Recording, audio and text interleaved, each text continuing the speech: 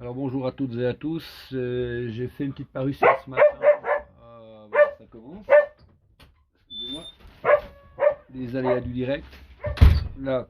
Alors je disais que j'ai fait une petite parution ce matin avec une petite mouche que je vais vous remontrer, qui est là, que j'ai montré donc ce matin sur le post. Et déjà, bien sûr, des gens m'ont demandé de pouvoir présenter un tuto. Alors, je vais essayer de vous faire un petit tutoriel pour la réalisation de cette petite mouche. Alors bon, moi je l'ai faite, la question m'a été posée, quel modèle c'était, quel était son nom, machin. Alors moi je fais des, comme peut-être pour certains qui me suivent un peu, ont compris que j'étais un gars qui vivait et qui opérait selon des mécaniques un peu du jour le jour, hein. Ça veut dire que, par exemple, pour la conception des mouches, je fais jamais de série. Euh, je fais des mouches quand j'en ai besoin. Alors le besoin, il peut être défini par besoin d'aller pêcher le lendemain de la truite. Donc je vais faire des mouches pour des conditions là où je vais aller les pêcher.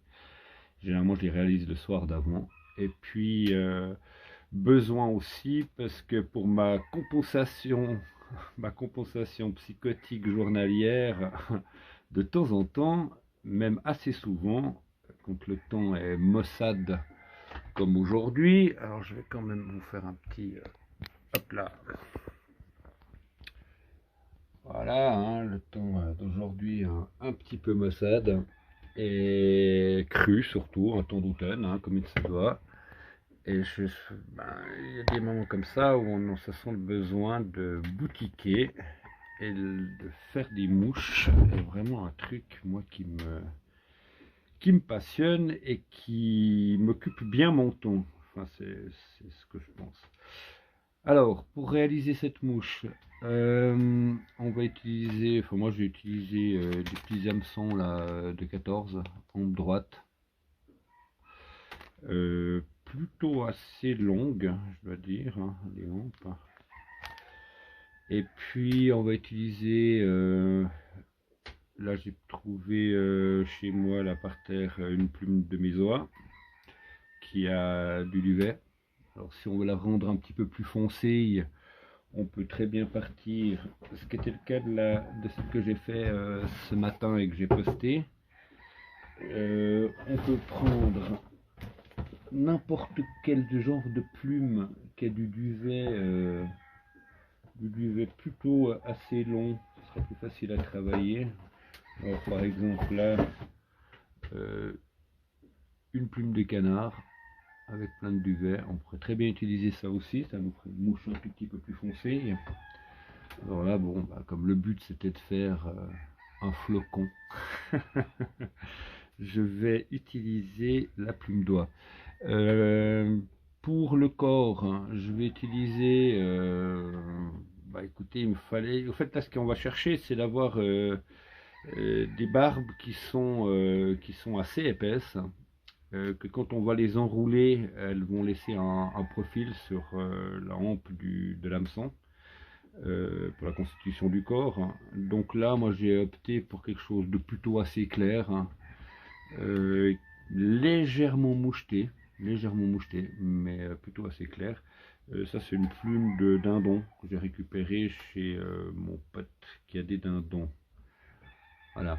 Donc ça, on va utiliser ça. C'est des grandes, hein, elles ont des grandes berbes, ce qui nous permettent de facilement les tenir, plus facilement les tenir pour les enrouler sur l'hameçon. Et puis, bien évidemment, ça je ne le présente plus, mon petit coq.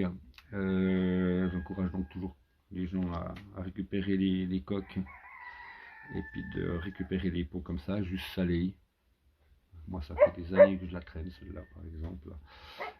Donc voilà, moi je vais utiliser des plumes de cou de coq pour faire le froufrou et apporter un petit peu de flottaison, même on espère assez de flottaison. Ça reste du coq, bien évidemment, ça reste du coq d'élevage de ferme. Ce qui veut dire que on va sélectionner dans les coques qu'on tue des teintes qui nous intéressent, bien évidemment. On va sélectionner au mieux de ce qui se présentera à nous dans les hackles, et donc dans la qualité des hackles, longueur des barbes, rigidité des barbes. Maintenant, on sait aussi que les coqs de ferme, c'est des coqs qui ont des barbes généralement euh, beaucoup plus souples que ce qu'on arrive à obtenir sur des coqs de pêche, comme on les appelle, hein. Et parce qu'au fait, les coqs de pêche, on arrive à obtenir ce qu'on obtient à cause au fait principalement des sols sur lesquels on les élève, qui sont généralement des sols très granitiques. Vous pouvez prendre ces coques, les mettre chez nous, par exemple chez moi où j'ai un sol très très calcaire, et ça ne fonctionne absolument pas. Donc maintenant il y a aussi une autre chose qui a l'air, en tout cas je le prends comme un fait, et j'ai jamais eu de souci à partir de ça. C'est que une chose que j'ai entendue depuis longtemps, c'est que les truites, par exemple de chez nous en Suisse, là où je pêche, elles sont habituées, ou disons que a été relevé qu'on les faisait très bien, voire mieux, avec des mouches réalisées généralement avec des barbes un peu plus souples. Alors, est-ce que ça veut dire qu'on obtiendra forcément un petit peu moins de flottaison sur la mouche? Donc ça veut dire que nos truites en Suisse se travaillent très bien. En tout cas, c'est un constat que j'ai fait en mouche noyée ou juste sous la couche d'eau. Bref, on peut en définir un petit peu ce que l'on veut, mais je pense comment dire, je pense que nos coques de ferme suffisent largement. On n'est pas obligé de dépenser des sommes considérables pour des coups de coque. Je ne dis pas qu'il ne faut pas le faire, je dis simplement que après c'est à chacun de voir quelle responsabilité il veut inclure dans ce travail de réalisation de mouche, de passion de la mouche. Ça, c'est la maman qui rentre avec le bois et le chien. Alors, on a monté l'hameçon. Aujourd'hui, je me suis décidé à faire un petit peu plus de blabla. Dans une commune mesure. Alors, donc ça, on en est un hameçon 10. J'ai choisi un fil, j'ai une fin de bobine à finir, un fil gris, pour qu'on reste un peu dans les teintes de comment dire, de flocons. Plutôt clair. J'ai pas de fil bleu en fait, c'est vite vu. Donc un petit peu de merdier sur la hampe, afin que ça ne glisse pas.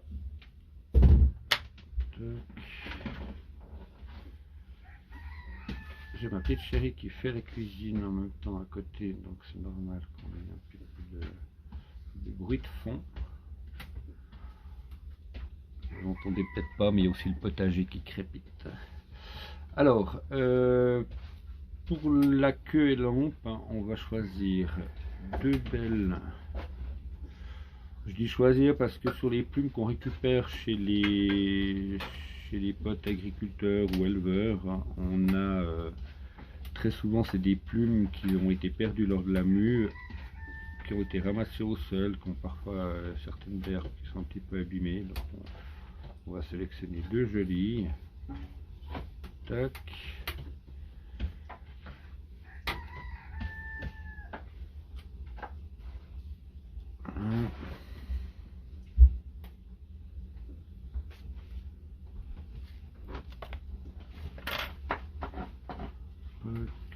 Alors, positionner la queue, hein, je rappelle, la queue c'est généralement au maximum un tiers de la mouche finale. Alors, moi je la tiens comme ça, comme la plupart des gens. Hop là. Tac. Si on a l'occasion, on peut venir prendre un petit coup sous la mouche là, sous la queue, pour la relever, être sûr qu'elle ne va pas s'affaisser. Et voilà. Et là, on replie le surplus en arrière. Alors de nouveau, je sais qu'il y a plein d'écoles pour faire les mouches. Moi, c'est une école d'autodidacte. Pour la plupart, j'ai bien sûr, comme chacun de vous, été voir 2-3 vidéos comme ça, mais c'est le genre de truc qui me gave assez rapidement. Ce qui fait que je me résous toujours à faire avec ce que j'ai, puis surtout passer pas mal de temps à faire de l'expérimentation, à essayer. Je trouve personnellement assez grisant. Donc voilà. Ensuite, ce que je vais faire, comme on va pas sarcler, ce qui fait que ces berbes-là, elles ont une certaine fragilité, hein, comme tout matériau qu'on utilise. Merci le coq. Et puis, comme on va pas les sarcler, ce qui nous permettrait de les assurer un tout petit peu sur l'hameçon, je vais mettre un tout petit peu de vernis.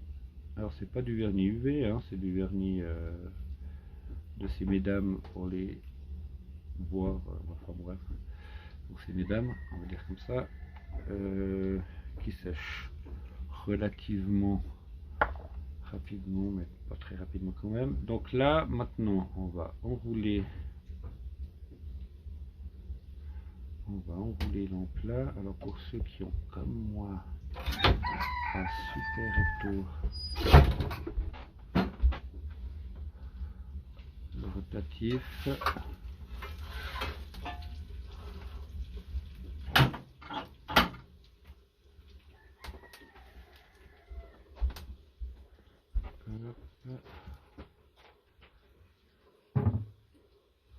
alors, on n'a pas besoin d'en faire des kilomètres, pour le simple fait qu'on va quand même charger pas mal avec le pot de coque sur une assez grande longueur. Après, moi, je viens simplement avec le doigt tenir un petit coup, on déroule. Allez, je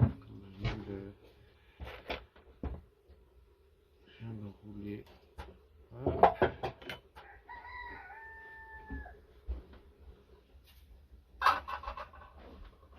Et on est bon. 2-3 petits tours pour assurer. Couper le surplus. Voilà, là on a un petit corps.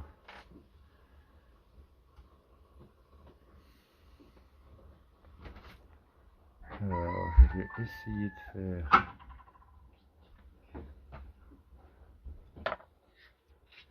un petit corps organique.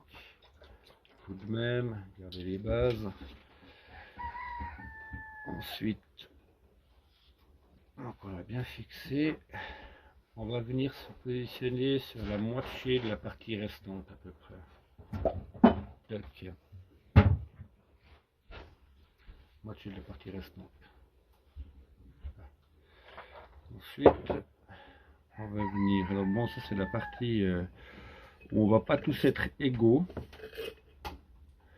Donc, ce que j'entends par là, c'est que il y a des gens qui ont un certain matériel high-tech. Hop là. Un certain matériel high-tech qui leur permettent de faire des réalisations de ce style beaucoup plus aisément. Voilà, bon alors, le but c'est de prendre un assez gros toupet de la partie duveteuse. Alors moi j'ai ma technique à moi, en essayant d'avoir les poils à peu près réglés. De toute façon on va les chipper après, hein, mais vous allez comprendre pourquoi après coup. Hop. Alors on peut le faire en plusieurs sections. Moi je vous le conseille, hein, ça veut dire que vous allez en prendre pas trop à la fois. Hop. On les aligne.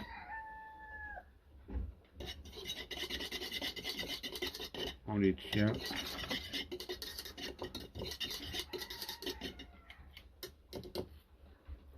On chip. Et puis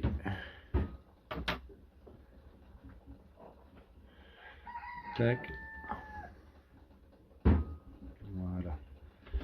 Là on a un joli toupet.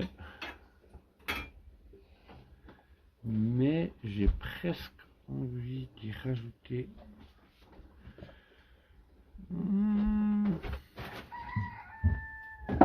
Non, je pense qu'il sera assez dense parce qu'on va revenir avec le reste. Donc là, j'ai un joli toupet.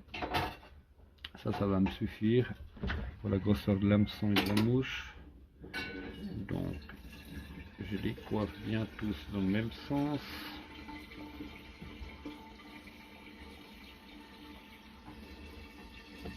Et je vais les prendre, là je vais les prendre au fait déjà assez court. Le but c'est de régler au mieux les pointes déjà presque à la bonne distance.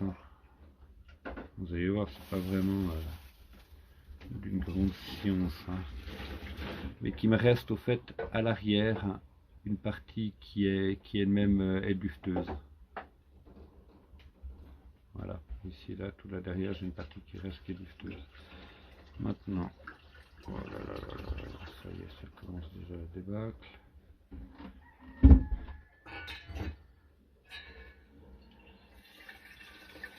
Hop.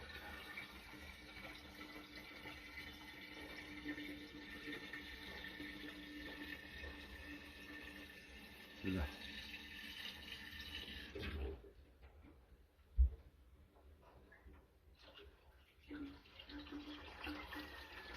Là, je vais reprendre le paquet, le repositionner un petit peu sur le haut, celui-là là aussi. Là, j'ai fait un ou deux tours autour pour le fixer. Là, je vais venir tourner à l'avant et un coup à l'arrière, toujours en rabattant tout ça sur le dessus.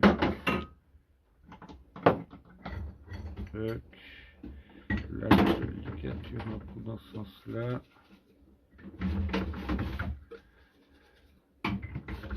Je le ligature aussi. Viens voir ici. Un coup de ce sens-là. Excusez-moi pour la caméra. Voilà.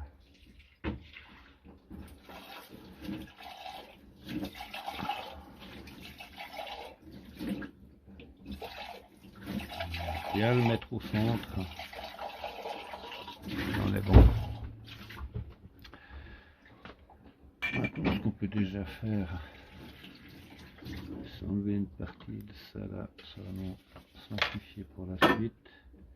Puis là, en fait, comme vous pouvez maintenant très bien l'imaginer, c'est pas bien sorcier. Enfin, c'est pas bien sorcier. On va prendre du coup de coque.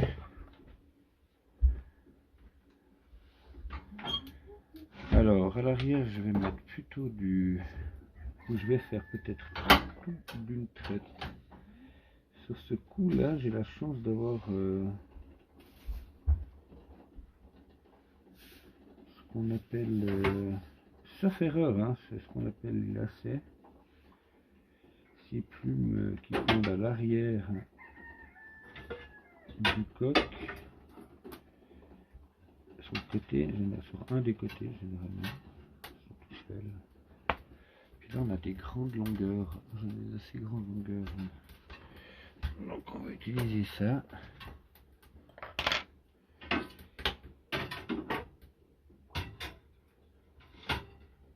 On va laisser assez grand derrière. Merde, non c'est pas grave.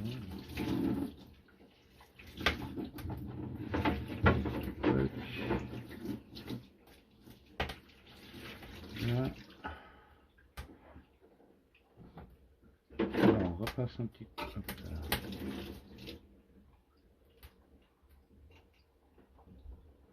On repasse à l'arrière. On fixe le lacet.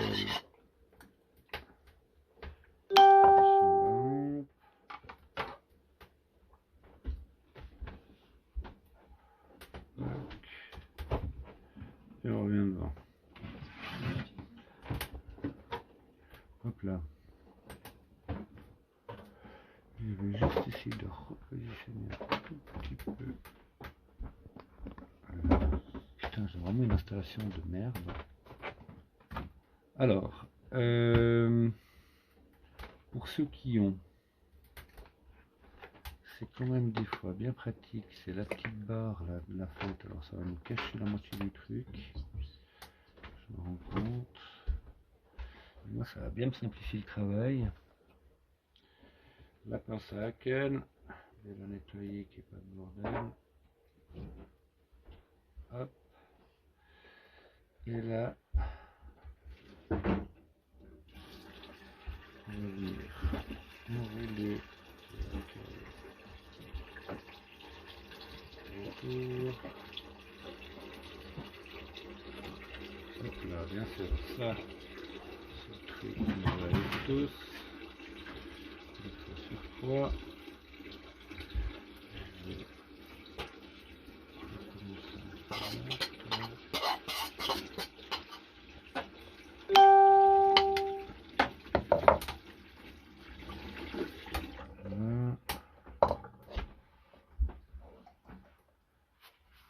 Maintenant on passe à l'avant du tout fait.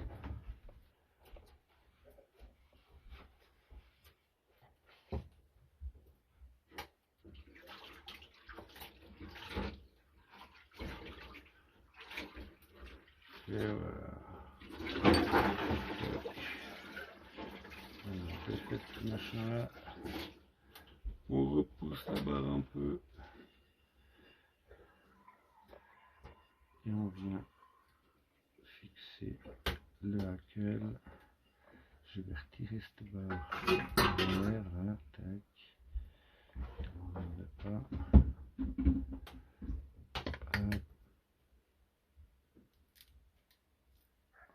Ça va retirer des poils un peu à l'arrière.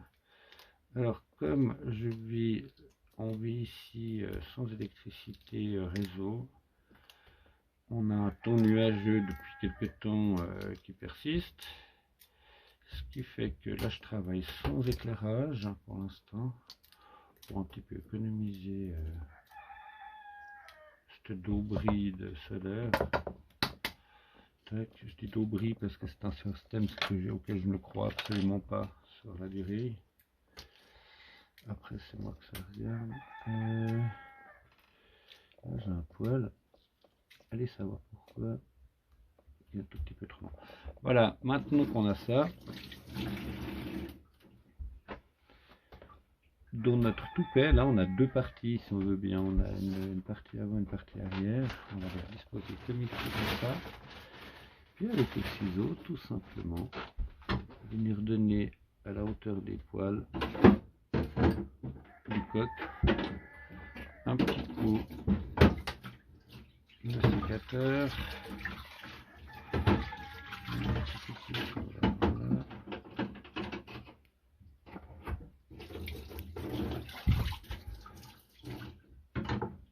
Voilà, c'est pas mal.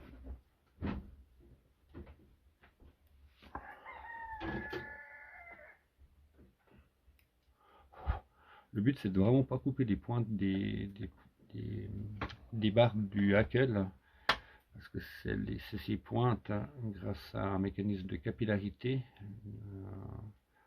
comment dire, une spécificité des liquides, de l'eau en l'occurrence, qui va lui permettre de flotter. D'accord, hein. Plus elles sont fines, elles finissent finement, plus elles auront une facilité à flotter un minimum. Alors maintenant que ça c'est fait, on va sans aucun scrupule tirer un petit peu tout à l'arrière, faire une petite tête. Il n'y a pas besoin d'être très insistant sur la tête, à mon avis. Okay. Là, pour ceux qui connaissent pas, le petit tuyau délicatement sur la première boucle, vous le positionnez où vous voulez, ça c'est cool. Tac. Et une fois dans l'autre sens pour que les boucles se serrent l'une à l'autre.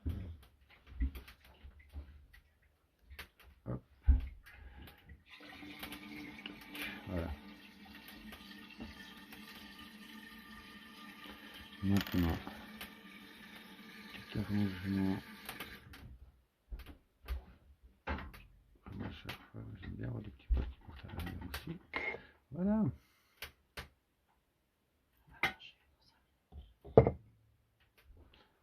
On est en train de me glisser dans l'oreillette que nous allons manger dans 5 minutes.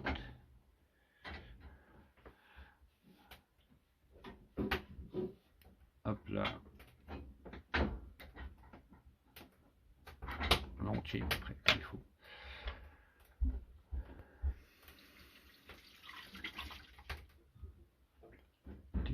ciseaux.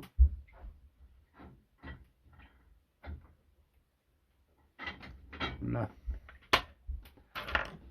Petit coup de vernis pour bloquer tout ça.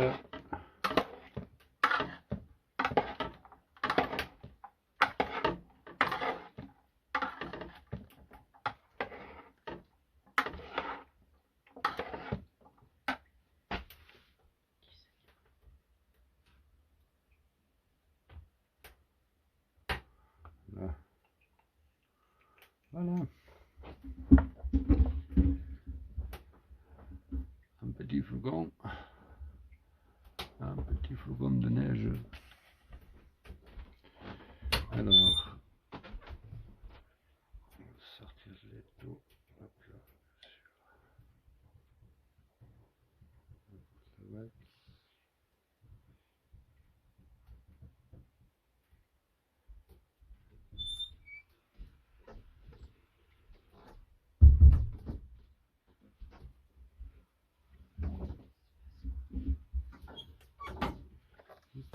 Là. Un petit peu de là.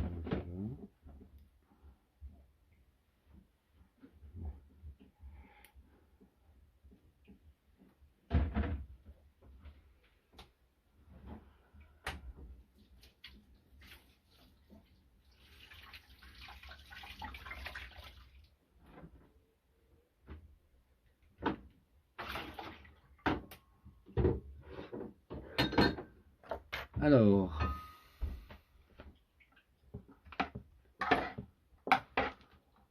voilà ce que ça donne.